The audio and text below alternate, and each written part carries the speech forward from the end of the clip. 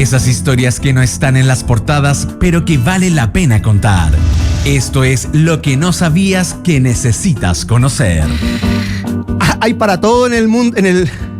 Dicen que en el mundo de los ciegos el tuerto es rey y en el mundo de los vivos también. Bueno, miren. Carmen Jiménez, vecina de Madrid, España, hace 28 años le dijo a todos sus amigos y familiares que había quedado ciega. He quedado ciega, le dijo. Y claro, ella aseguraba que había tenido una lesión ocular y por eso había perdido la vista para siempre. Pero resulta que ahora ella tiene 57 años y se ha descubierto la oscura y terrible verdad. En realidad ella no estaba ciega, sino que fingía estar ciega, pero con una razón muy puntual: para evitar saludar a la gente.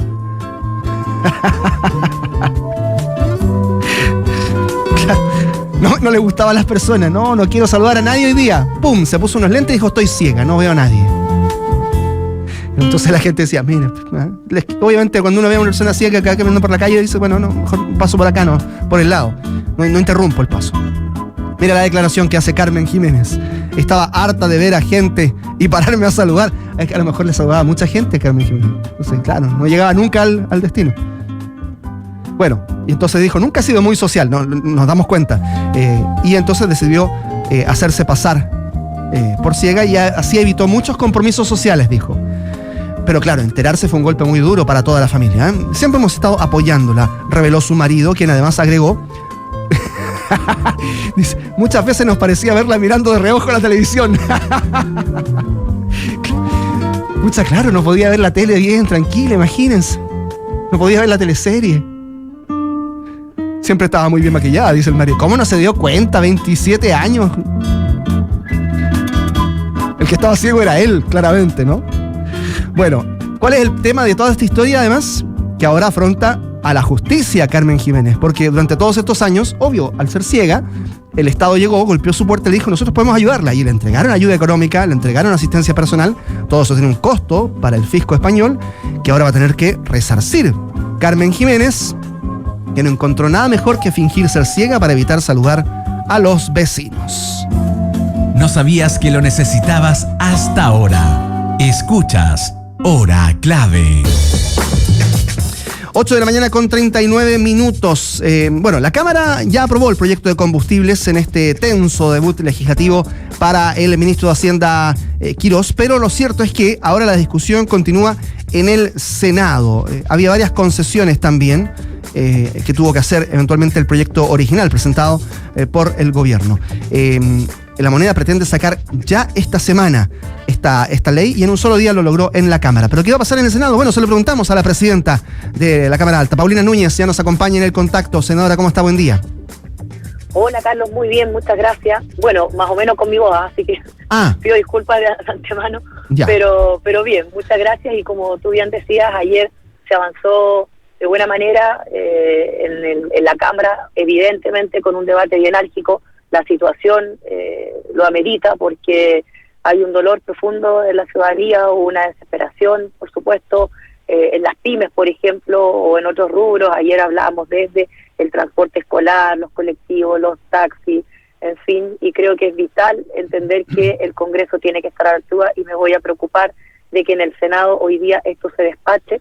Hicimos un acuerdo para que a eso de la 1 de la tarde sesione la Comisión de Hacienda, va a estar presidida por el senador Javier Macaya, para que pueda conocer el proyecto que viene de la Cámara, eso es lo que corresponde por trámite, y a eso de las 4 de la tarde poder ya empezar a revisar todos estos proyectos que se enmarcan en un apoyo económico, en medidas paliativas, ¿verdad?, respecto al alza de los combustibles, específicamente la parafina, pero esto ya, insisto, en la sala en la tarde.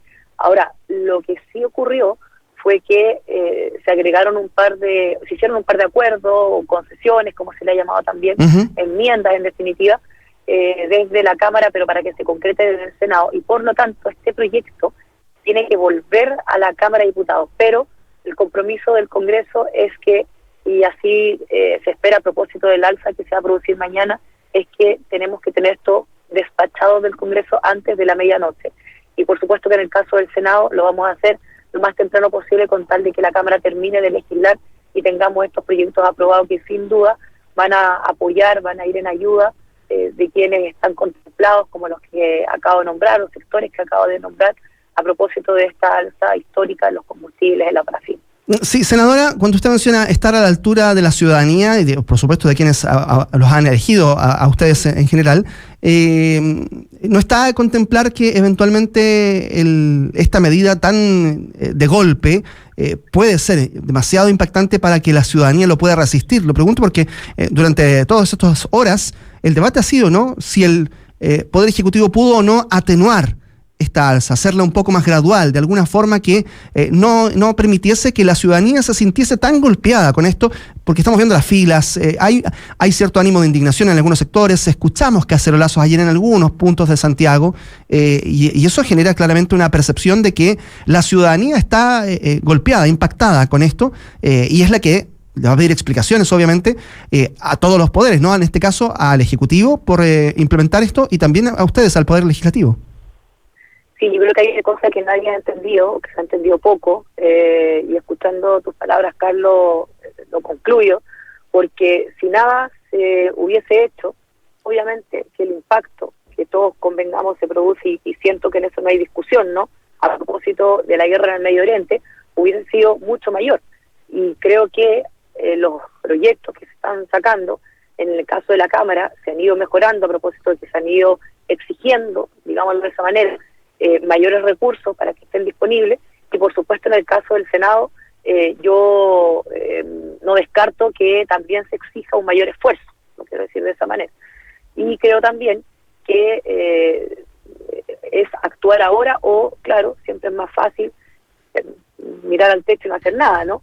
Y seguir echándole la culpa, da lo mismo, o al gobierno anterior que dejó las arcas vacías, o insisto, a la guerra del Medio Oriente. No, hoy día tenemos un problema, hay que enfrentarlo y hay que responderlo de la mejor manera, y esa mejor manera tiene, a mi juicio, una respuesta urgente y rápida de enfrentar la situación ahora con estos proyectos de ley, pero también objetivamente tiene una cuestión más de mediano y largo plazo. Carlos, permíteme decir lo siguiente: hoy el precio de la benzina en Chile se calcula con dos cosas, el impuesto específico y el MEPCO. En el caso del MEPCO, lo que hace es subir o bajar ese impuesto según el precio internacional del petróleo. Y el problema, a mi juicio, no es el MEPCO en sí mismo, sino que el sistema está mal armado. El impuesto está en una ley, el mecanismo de fiscalización está en otra, pero en la práctica funcionan como uno solo, y eso genera falta de transparencia, dificultad para entender el precio final, y puede, lo que está ocurriendo, ¿cierto?, implicar altos costos fiscales. Lo que estamos pensando, que eventualmente se podría proponer, no es eliminar el sistema, sino ordenarlo completo. La idea, por ejemplo, podría ser integrar todo en una sola lógica dentro de un impuesto específico. Este impuesto podría quedar en tres partes: una parte fija, una parte variable, ¿cierto?, automática, y una parte correctiva para efectos ambientales o territoriales. Y creo que es allí donde hay que poner un foco, porque nos terminamos encontrando con que cuando ocurren estas situaciones, el instrumento, en el caso del MEPCO, no da abasto, o nos encontramos con que hay pocos recursos en las arcas fiscales, si es que obviamente tuvimos un gobierno que no se preocupó de aquello, y en definitiva golpeando fuertemente el bolsillo de las personas. Entonces, si vamos a estabilizar una cuestión tan sensible como el combustible, la parafina, con todo lo que eso significa, precio del transporte público, el valor de la benzina, el cómo calentar los hogares, ¿cierto?, en el invierno, obviamente que tenemos que empezar a pensar una cosa más de mediano y largo plazo, y no lo que ocurrió esta semana. Algunos decían que había que eliminar el MEPCO, otros decían que había que modificar el MEPCO, otros que ingresara por ley para discutirlo en el Congreso, otros que, y fue la respuesta del Ejecutivo, tenía que ser vía decreto. Entonces, creo, Carlos, sinceramente, que hay que separar aguas y empezar a tener una discusión profunda, de fondo, ojalá, ¿cierto?, que logre un gran acuerdo mayoritario y consensuado, obviamente, en este tema. Senadora, cuando usted mencionó, acaba de mencionar en esta frase que podrían incluso haber mayores exigencias, sí, entiendo, para la ciudadanía, con indicaciones en la tramitación de esta ley. Para el Ejecutivo. Para el Ejecutivo. Ya, ok, solo para entenderlo bien. Sí, yo lo que decía es que así como ayer en la Cámara se le pidió un mayor esfuerzo al Ejecutivo para llegar con más recursos que apoyen, sobre todo en estos meses, en el alza del precio de la ciudadanía, yo no descarto que en el Senado también se pida un esfuerzo mayor al gobierno. Pero sí quiero dejar muy en claro que, insisto, si nada se hubiese hecho, a propósito de que algunos pueden cuestionar y legítimamente que la situación sin duda es muy compleja y es cosa de ver, ¿cierto?, las bencineras, en fin, obviamente que el impacto hubiese sido mayor. Entonces, ahí hay que tratar de equilibrar, y así como uno espera que no haya un aprovechamiento en algo tan sensible, también uno espera que haya, por este lado, la mayor responsabilidad y, por supuesto, el mayor esfuerzo, entendiendo que estamos en una situación muy compleja en meses que además son muy complejos. Uh-huh. Algunos senadores ayer, Carlos, por ejemplo, incluso alzaban la voz para decir, bueno, si no hay hoy día mayores recursos para seguir disminuyendo o frenar, porque en el caso del transporte público lo que se busca es frenar, en el caso de los taxis y colectivos es un bono de 100.000 pesos, ¿cierto?, por estos meses, bueno, pero insisto, para que llegue directamente a toda la ciudadanía, algunos hablan hasta de un IFE, ¿no?,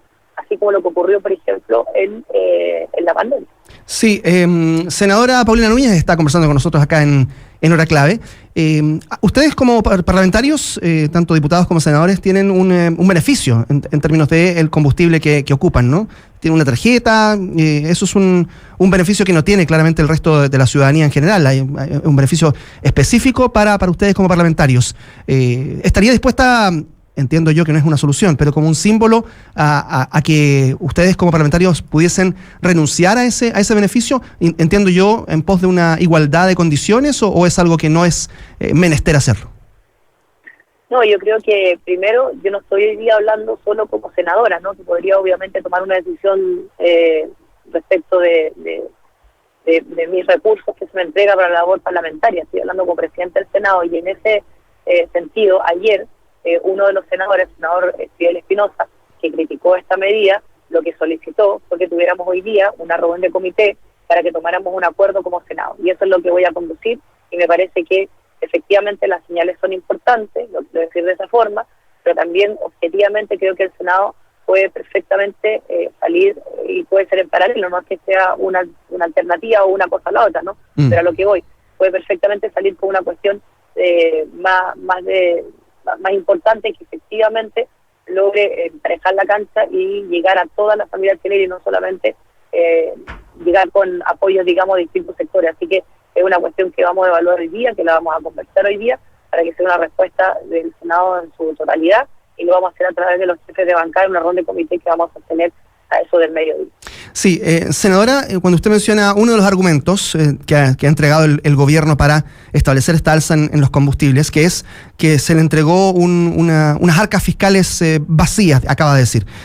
Ayer en las redes sociales del gobierno se mencionaba que el Estado estaba en quiebra. Y esa es una palabra muy grave cuando se habla de Estado. No es lo mismo hablar de una quiebra en una empresa, es lo mismo en el concepto, digamos, pero cuando uno habla de un Estado en la quiebra, en general se habla de un Estado que no puede pagar sus deudas, ¿no? Y eso, como imagen país, el riesgo país, la capacidad crediticia de un Estado queda súper debilitado. Fue un error grave, han dicho, y de hecho el propio ministro de Hacienda se desmarcó, pero en rigor allí hay un tema comunicacional que claramente estuvo muy descuidado de parte de quien emitió este mensaje. ¿Hay alguna indicación? ¿Se nos cortó la comunicación ahí justo con Paulina Núñez, me parece? ¿Presidenta del Senado? Sí, no está. Ya, luego vamos a retomar ese contacto. A propósito de esto, es que era importante mencionarlo.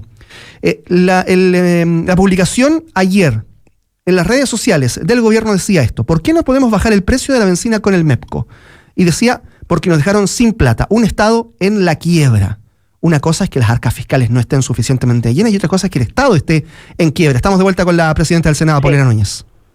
A ver, pero alcancé a escuchar la pregunta, Carlos. No, mira, solamente saber si es que como presidente, como parlamentarios también ustedes, eventualmente, yo sé que la labor fiscalizadora es de la Cámara de Diputados, pero me imagino yo que habrá al menos una reconvención para un mensaje que es muy delicado de hacer.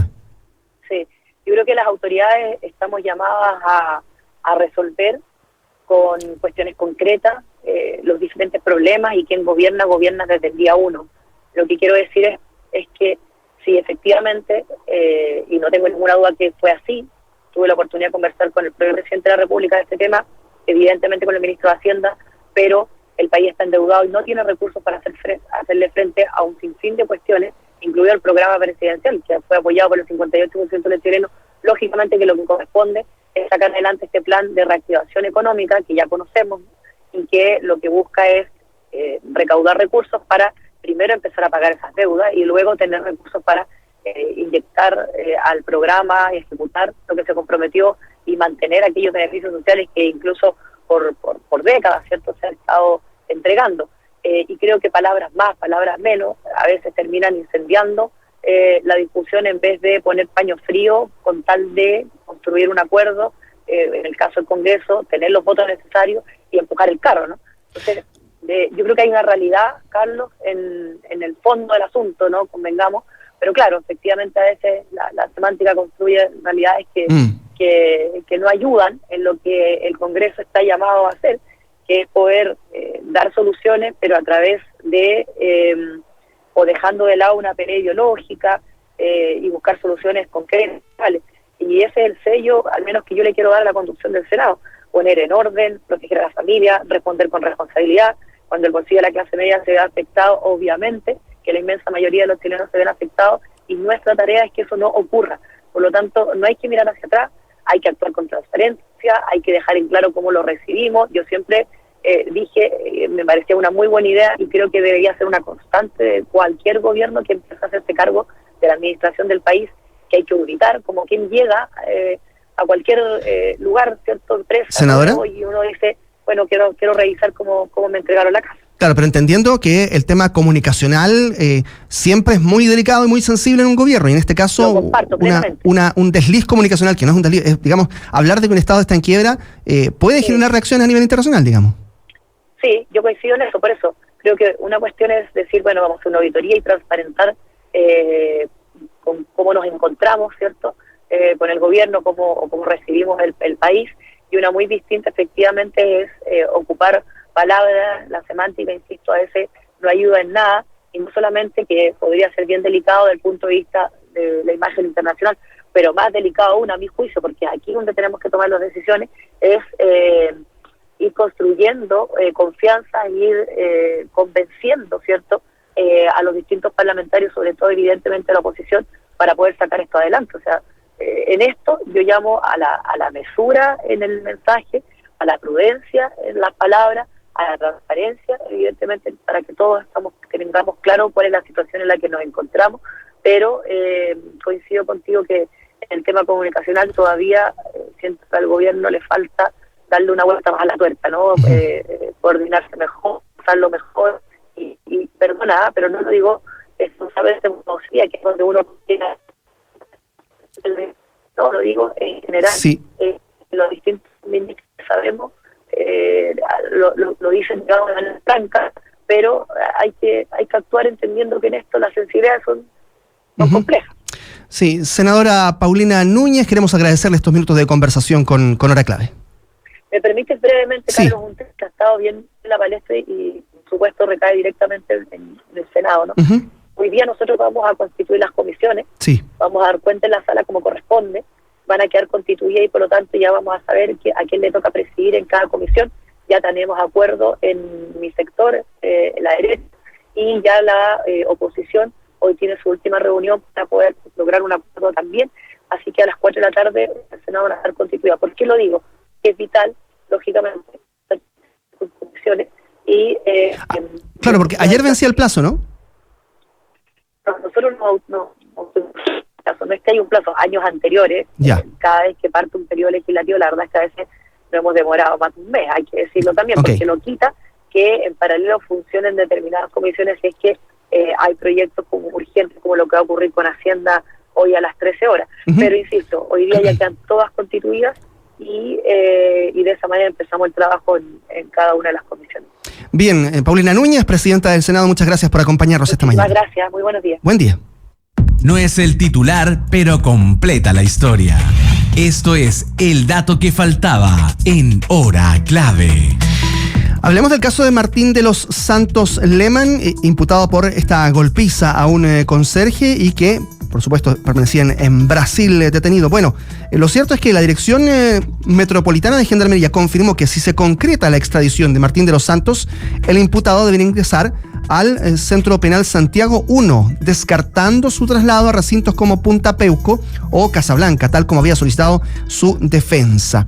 Está actualmente detenido en Brasil, permanece privado de libertad, mientras se desarrolla este proceso de extradición. Se debe entonces ingresar, ha dicho a través de un comunicado de Gendarmería, al CDP Santiago 1 a Martín de los Santos Lehmann, y cerrando entonces la puerta a alternativas distintas al recinto definido por protocolo. El proceso sigue en curso y queda a la espera de la resolución de la Corte de Apelaciones, que debe definir los aspectos finales para concretar su traslado a nuestro país.